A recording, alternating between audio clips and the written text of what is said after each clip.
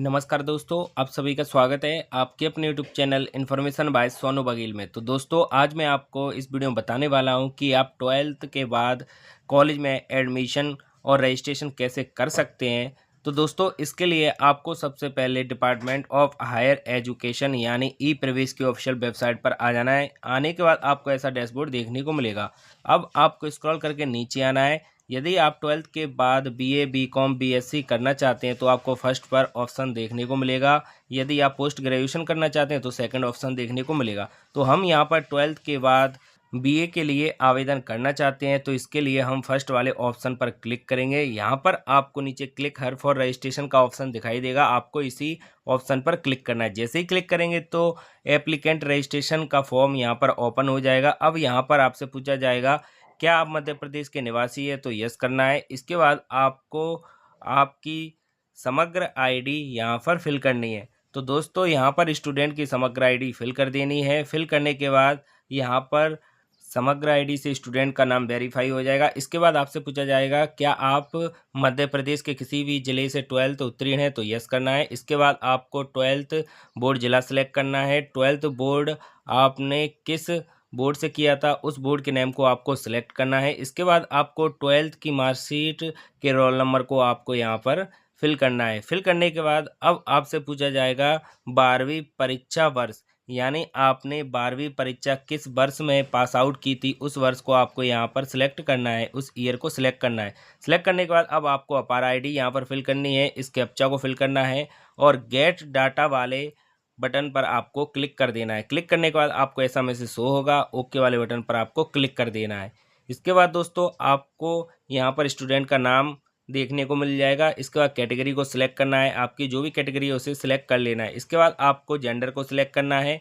ये सारी जानकारी फिल करने के बाद, सिलेक्ट करने के बाद अब आपको ईमेल आईडी यानी जीमेल आईडी आपको यहाँ पर फिल करना है। इसके बाद जनरेट ओटीपी वाले बटन पर आपको क्लिक कर देना है। तो दोस्तों, आपके मोबाइल नंबर और ईमेल आईडी पर ओटीपी आएगा, उस ओटीपी को फिल करके वेरीफाई ओटीपी वाले बटन पर आपको क्लिक कर देना है।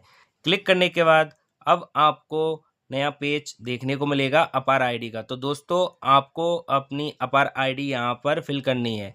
इसके बाद आपको कंटिन्यू वाले बटन पर क्लिक कर देना है। तो दोस्तों, ये नया ऑप्शन यहाँ पर ऐड कर दिया गया है, पहले ये ऑप्शन नहीं था। जैसे ही आप कंटिन्यू वाले बटन पर क्लिक करेंगे तो आपके मोबाइल नंबर पर एक ओटीपी आएगा, उस ओटीपी को आपको यहाँ पर एंटर ओटीपी वाले बॉक्स में फिल कर देना है। इसके बाद दोस्तों, आपको कंटिन्यू वाले बटन पर क्लिक कर देना है। तो जो भी मोबाइल नंबर आपकी अपार आईडी से लिंक होगा उस मोबाइल नंबर पर आपको ओटीपी आएगा। ओटीपी फिल करने के बाद जैसे ही आप कंटिन्यू वाले बटन पर क्लिक करते हैं तो आपको ऐसा ऑप्शन दिखाई देगा, आपको दोबारा से कंटिन्यू वाले बटन पर क्लिक कर देना है। थोड़ा वेट करना है, ये डिजी लॉकर से वेरीफाई हो जाएगा। होने के बाद दोस्तों, स्टूडेंट की सारी जानकारी यहाँ पर ओपन हो जाएगी, यानी बेसिक डिटेल यहाँ पर ओपन हो जाएगी।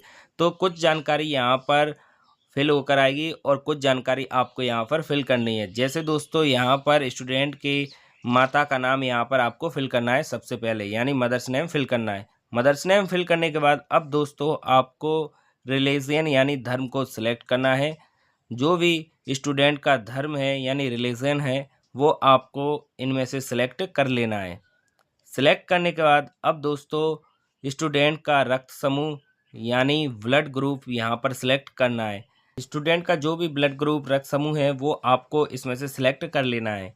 सिलेक्ट करने के बाद दोस्तों, अब आपको नीचे आना है। नीचे आपको व्हाट्सअप नंबर यहाँ पर दर्ज करना है। आप जो भी मोबाइल नंबर से व्हाट्सअप चलाते हैं उस व्हाट्सअप नंबर को आपको यहाँ पर फिल करना है। फिल करने के बाद अब दोस्तों, आपको नीचे आना है, संपर्क करने का विवरण यानी कॉन्टैक्ट डिटेल्स। तो दोस्तों, आपको सबसे पहले इसमें नेशनैलिटी यानी राष्ट्रीयता को सिलेक्ट करना है। आपको यहाँ पर इंडियन को सिलेक्ट करना है। इंडियन सेलेक्ट करने के बाद अब दोस्तों, आपको पत्राचार का पता यहाँ पर विवरण दर्ज करना है। तो कॉरेस्पॉन्डेंस एड्रेस और परमानेंट एड्रेस आपको यहाँ पर फिल कर देना है। यदि आपका कॉरेस्पॉन्डेंस एड्रेस और परमानेंट एड्रेस सेम है तो दोस्तों, आपको यहाँ पर चेक बॉक्स दिखाई देगा ग्रीन कलर में, आपको यहाँ पर ये नोट दिखाई देगा, यदि पत्राचार पता और स्थायी पता समान है तो क्लिक करें। तो दोस्तों, आपको इस चेक बॉक्स पर टिक मार्क लगा देना है, तो आपका correspondence address automatic permanent address में फिल हो जाएगा। तो दोस्तों आपको अपना एड्रेस सही से फिल कर लेना है, जो भी आपका परमानेंट एड्रेस है वो आपको यहाँ पर फिल कर लेना है। एड्रेस फिल करने के बाद दोस्तों अब आपको स्क्रॉल करके नीचे आना है। यहाँ पर नीचे आपको अल्टरनेट कॉन्टैक्ट डिटेल्स का ऑप्शन दिखाई देगा। यदि दोस्तों आप अल्टरनेट कॉन्टैक्ट डिटेल्स देना चाहते हैं तो दे सकते हैं, नहीं तो इसे छोड़ सकते हैं। इसके बाद सेव एंड नेक्स्ट वाले बटन पर क्लिक कर देना है। तो दोस्तों आपका नेक्स्ट पेज ओपन हो जाएगा क्वालिफिकेशन यानी योग्यता का। अब दोस्तों आपको यहाँ पर आपकी अंतिम परिणाम स्थिति को सिलेक्ट करना है, पास। इसके बाद दोस्तों आपको अतिरिक्त विषय पात्रता हेतु सिलेक्ट करना है, यदि है तो यस करना है, नहीं तो नो को सिलेक्ट कर लेना है। इसके बाद दोस्तों आपको क्वालिफिकेशन एग्जाम को सिलेक्ट करना है 12th। अब आपको सब्जेक्ट ग्रुप सिलेक्ट करना है, आपने किस सब्जेक्ट से 12th पास किया था। इसके बाद दोस्तों आपको लास्ट एग्जाम सब्जेक्ट सिलेक्ट करना है, आपने किस सब्जेक्ट से 12th पास किया था। अब आपको 12th में कितने अंक प्राप्त हुए हैं उन अंकों को आपको यहाँ पर फिल करना है, कितने में से हुए थे टोटल मार्क्स को यहाँ पर फिल करना है। तो ऑटोमेटिक परसेंट आपकी यहाँ पर आ जाएगी। अब आपको career prospect field of interest यानी करियर संभावना रुचि का क्षेत्र आपको सिलेक्ट करना है।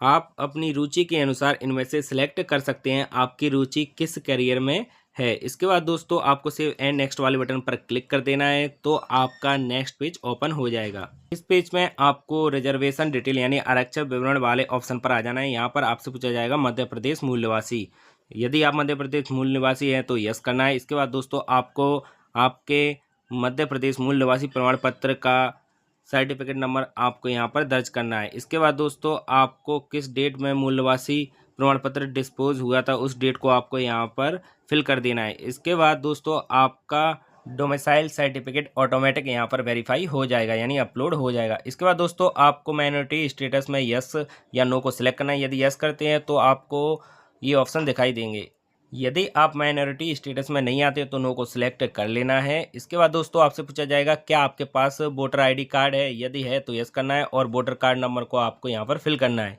यदि नहीं है तो नो को सिलेक्ट कर लेना है। इसके बाद दोस्तों आपसे पूछा जाएगा कि आपके पास बीपीएल कार्ड है तो यस करना है और बीपीएल राशन कार्ड का नंबर आपको यहाँ पर फिल करना है, यदि नहीं है तो नो को सिलेक्ट कर लेना है। इसके बाद दोस्तों आपसे पूछा जाएगा क्या आवेदक के माता पिता केंद्र सरकार या सरकारी कर्मचारी है तो यस करना है और जानकारी फिल कर देना है, नहीं है तो नहीं को सिलेक्ट कर लेना है यानी नो ऑप्शन को सिलेक्ट कर लेना है। इसके बाद आपको आपकी एमपी टास्क यानी प्रोफाइल आईडी यहाँ पर दर्ज करनी है। तो सबसे पहले आपको आपकी प्रोफाइल आईडी बनवा लेनी है।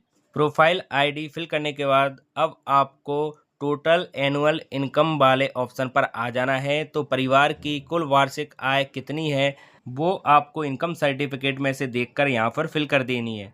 फिल करने के बाद दोस्तों अब आपसे पूछा जाएगा जम्मू कश्मीर और लद्दाख के विस्थापित नियम 27.6 के अनुसार, तो दोस्तों आपको इसमें नो को सिलेक्ट कर लेना है। इसके बाद दोस्तों आपको दिव्यांगजन में यस करना है, यदि दिव्यांगजन है तो, नहीं है तो नो को सिलेक्ट कर लेना है। इसके बाद दोस्तों आपको क्लास संवर्ग ऑप्शन पर आ जाना है। यहाँ पर आपको काफ़ी सारे ऑप्शन दिखाई देंगे, यदि दोस्तों आप इन ऑप्शन के अंतर्गत आते हैं तो आपको सिलेक्ट करना है, नहीं तो आपको नन को सिलेक्ट कर लेना है। इसके बाद दोस्तों आपको एनसीसी सर्टिफिकेट की जानकारी फिल करनी है, यदि है तो, नहीं तो आपको नो को सिलेक्ट कर लेना है। नो को सिलेक्ट करने के बाद अब आपको नीचे आना है स्क्रॉल करके, इनमें आपको कुछ भी सिलेक्ट नहीं करना है। सबसे लास्ट में आपको आ जाना है वन स्टेप अप यूजी। यहाँ पर आपसे पूछा जाएगा क्या आप वन स्टेप के अंतर्गत आते हैं तो यस करना है और सारी जानकारी फिल कर देना है, नहीं आते हैं तो नो को सिलेक्ट कर लेना है। इसके बाद दोस्तों आपको अप्लाइड स्कॉलरशिप छात्रवृत्ति वाले ऑप्शन पर आना है। इनमें से आप जो भी छात्रवृत्ति लेना चाहते हैं उनको सिलेक्ट कर लेना है, यदि नहीं लेना चाहते हैं तो ऐड स्कॉलरशिप पर क्लिक करके कोई योजना का लाभ नहीं लेना है, इस ऑप्शन को सिलेक्ट कर लेना है। इसके बाद दोस्तों आपको सेव एंड नेक्स्ट वाले बटन पर क्लिक कर देना है, तो रिकॉर्ड सक्सेसफुली का मैसेज देखने को मिलेगा और नेक्स्ट पेज आपका यहाँ पर ओपन हो जाएगा। अब दोस्तों आपको अपना फ़ोटो सिग्नेचर और मार्कशीट जाति प्रमाण पत्र यहाँ पर अपलोड कर देना है। तो सबसे पहले आपको अपना फ़ोटो यहाँ पर अपलोड करना है, इसके बाद सिग्नेचर अपलोड करना है, इसके बाद जाति प्रमाण पत्र अपलोड करना है। अब आपको 10th की मार्कशीट को अपलोड करना है, इसके बाद 12th की मार्कशीट को अपलोड करना है और दोबारा से 12th की मार्कशीट को अपलोड कर देना है। इनका साइज़ दोस्तों आपको यहाँ पर दिखाई देगा, फ़ोटो 10 KB से 5000 KB का होना चाहिए। ये सारी जानकारी अपलोड करने के बाद आपको सेव एंड नेक्स्ट वाले बटन पर क्लिक कर देना है। इसके बाद दोस्तों आपका नेक्स्ट पेज ओपन हो जाएगा। अब आपको फिल्टर वाले ऑप्शन पर आना है। आप जो भी कोर्स लेना चाहते हैं उस कोर्स को आपको यहाँ पर सिलेक्ट करना है। किस यूनिवर्सिटी के माध्यम से करना चाहते हैं उस यूनिवर्सिटी के नेम को आपको यहाँ पर सिलेक्ट करना है। किस टाइप की कॉलेज से आप ये कोर्स करना चाहते हैं उस टाइप को आपको यहाँ पर सिलेक्ट करना है। इसके बाद दोस्तों आपको जिला को सिलेक्ट करना है। जिला को सिलेक्ट करने के बाद सर्च वाले बटन पर आपको क्लिक कर देना है। उस जिले के अंतर्गत जितनी भी कॉलेजें होंगी उन कॉलेजों के नाम आपको यहाँ पर देखने को मिल जाएंगे। अब आप किस कॉलेज से उस कोर्स को करना चाहते हैं उस कॉलेज के नेम को आपको यहाँ पर सिलेक्ट करना होगा। सिलेक्ट करने के लिए आपको ये स्क्रॉल करना है। साइड में आपको यहाँ पर ग्रीन एरो दिखाई देगा। तो दोस्तों आप जिस भी कॉलेज को सिलेक्ट करना चाहते हैं उस कॉलेज पर आपको आ जाना है, उस कोर्स पर आपको आ जाना है। कोर्स पर आने के बाद अब दोस्तों आपको इस एरो वाले बटन पर क्लिक कर देना है। जैसे ही आप इस एरो वाले बटन पर क्लिक करेंगे तो आपकी कॉलेज यहाँ पर सिलेक्ट हो जाएगी। ऐसे ही आपको एक एक करके कॉलेज को सिलेक्ट करना है। जितनी भी कॉलेज आप सिलेक्ट करना चाहते हैं उतनी कॉलेज आपको इनमें से सिलेक्ट कर लेना है। सिलेक्ट करने के बाद दोस्तों आपको स्क्रॉल करके ऊपर आना है। ऊपर आपको जितनी भी कॉलेजें आपने सेलेक्ट की होंगी वो आपको देखने को मिल जाएंगी। इसके बाद दोस्तों आपको सेव एंड नेक्स्ट वाले बटन पर क्लिक कर देना है। जैसे ही आप सेव एंड नेक्स्ट वाले बटन पर क्लिक करेंगे तो आपका नेक्स्ट पेज ओपन हो जाएगा। इस पेज में आपको पेमेंट स्टेटस, फॉर्म स्टेटस देखने को मिलेगा। अब आपको स्क्रॉल करके नीचे आना है। नीचे आपको इस चेक बॉक्स पर राइट क्लिक करना है और जनरेट ओटीपी वाले बटन पर क्लिक कर देना है। जैसे ही आप जनरेट ओटीपी वाले बटन पर क्लिक करेंगे तो आपके व्हाट्सअप नंबर पर ओटीपी आएगा। उस ओटीपी को आपको यहाँ पर एंटर ओटीपी वाले बॉक्स में फिल करना है और वेरीफाई एंड लॉक वाले बटन पर आपको क्लिक कर देना है। तो दोस्तों आपका फॉर्म यहाँ पर लॉक हो जाएगा और आपको पेमेंट करने के लिए बोला जाएगा। तो दोस्तों आप payment credit card, debit card, net banking, UPI के माध्यम से कर सकते हैं। जैसे ही आपका पेमेंट सक्सेसफुली हो जाएगा तो आपको ऐसा मैसेज शो होगा। अब दोस्तों आपको लॉगिन वाले बटन पर क्लिक कर देना है। तो दोस्तों जैसे ही आप लॉगिन वाले बटन पर क्लिक करेंगे तो आप रिडायरेक्ट उसी पेज पर पहुंच जाएंगे। इस पेज में दोस्तों आपका फॉर्म नॉट वेरीफाइड देखने को मिलेगा। तो दोस्तों जिस भी कॉलेज का नाम आपको यहां पर दिखाई दे रहा है उस कॉलेज के द्वारा आपका फॉर्म स्टेटस यहां पर वेरीफाई किया जाएगा। तो दोस्तों आपका फॉर्म स्टेटस वेरीफाई हो जाएगा और यहाँ पर आपका हेल्प सेंटर नेम देखने को मिलेगा जिसके द्वारा ये फॉर्म यहाँ पर वेरीफाई किया जाएगा। इसके बाद दोस्तों आपको प्रिंट वाले बटन पर क्लिक करके इस फॉर्म का प्रिंट आउट निकाल लेना है। तो दोस्तों आप इन्हीं स्टेप को फॉलो करके अपना कॉलेज के लिए आवेदन यानी रजिस्ट्रेशन कर सकते हैं। तो दोस्तों यहाँ पर मैंने आपको बहुत ही सरल भाषा में बताया है कि आप कॉलेज के लिए आवेदन कैसे कर सकते हैं। यदि मेरे द्वारा दी गई जानकारी आपको अच्छी लगी हो तो मेरे चैनल को सब्सक्राइब कीजिए और मेरी वीडियो को लाइक कीजिए।